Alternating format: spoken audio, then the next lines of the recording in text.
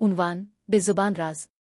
कमरा छोटा मगर आरामदेह था। दोपहर की धूप आधी खिड़की से चमक रही थी। दीवारों पर बैंड्स और पुरानी नक्शों के पोस्टर लगे हुए थे और एक नर्म वारा सोफा के साथ एक किताबों का ढेर रखा हुआ था। नू हमेशा इस कमरे में सुकून पाया था जो दुनिया की बैरूनी कशमकश से पनागुज़ीन था। आज ताहम यहाँ कुछ मुख्तलिफ लग रहा था। फिजा में एक खामोश कशीदगी थी जिसकी कोई भी वजाहत नहीं कर पा रहा था। ईमा 19 बिस्तर के किनारे पर पांव टांग कर बैठी थी। इसकी उंगलियां चादर पर नमूने बना रही थीं। इसने नू की तरफ देखा जो खिड़की के पास खड़ा था। इसके चेहरे पर तजस्सुस और का मिला जला इजहार था। उन्होंने एक दूसरे को सालों से जाना था, लेकिन आज का दिन एक मुनकाफ्ते उरूज की तरह महसूस हो रहा था। घर खाली था। उनके वालिदैन हफ्ते के आखिर के लिए बाहर थे और उनके दरमियान खामोशी में बेजुबान अल्फाज और टिकी हुई नजरें भरी हुई थीं। तो तुम कैसी हो? ईमा ने खामोशी को तोड़ने की कोशिश की। इसकी आवाज़ मामूल से ज्यादा नरम थी। नू ने मोड़कर उसकी तरफ देखा। इसकी नजरें इसके चेहरे पर मिले। मैं ठीक हूं शायद। और तुम?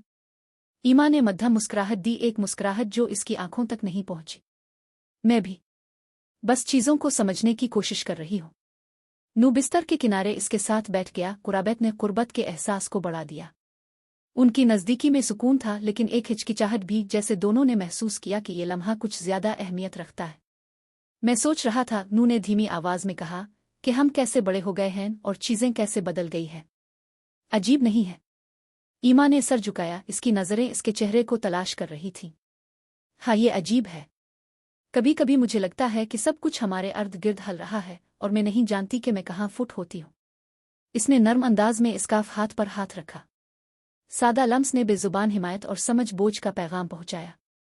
शायद हमें सब कुछ समझने की जरूरत नहीं है। नू ने सरगोशी की। शायद हमें सिर्फ एक दूसरे के लिए यहाँ होने की जरूरत है।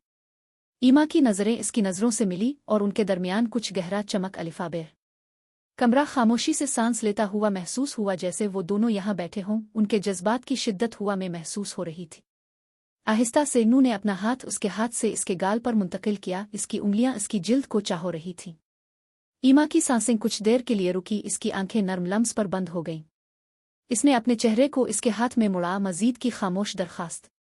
नू झक गया। इसके दिल की धड़कन तेज हो रही थी और नर्म तरीके से इसके लबों पर लब लगा दिए। ये बोसा इब्तिदा में नर्म था, मोहताज, जैसे दोनों को जादू को तोड़ने का खौफ था। लेकिन जैसे लम्हे गुजरे ये गहरा हो गया, ज्यादा जज्बाती, ज्यादा मायूसकुन।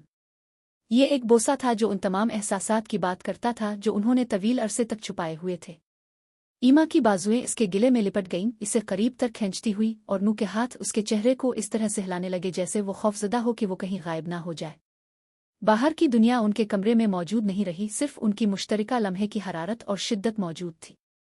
जब वो आखिरकार अलग हुए, उनकी पेशानियों का टेक एक दूसरे के खिलाफ था। उनकी सांसें खामोश कमरे में मिल रही थीं, तो बेजुबान ताल्लुक मुकम्मल हो चुका था। उन्हें ये बयान करने के लिए अल्फाज की जरूरत नहीं थी। ये एक नए हकीकी बाब का वदा था। जब दोपहर की धूप मध्यम होना शुरू हुई, कमरे पर नरम सुनहरी रोशनी डालते हुए वो साथ बैठे रहे। उनके हाथ आपस में गिरे हुए थे। ये एक लम्हा था कुर्बत और इंकिशाफ का, उनके ताल्लुक के नए बाब की एक कदम उम्मीद और इम्कानात से भरा हुआ।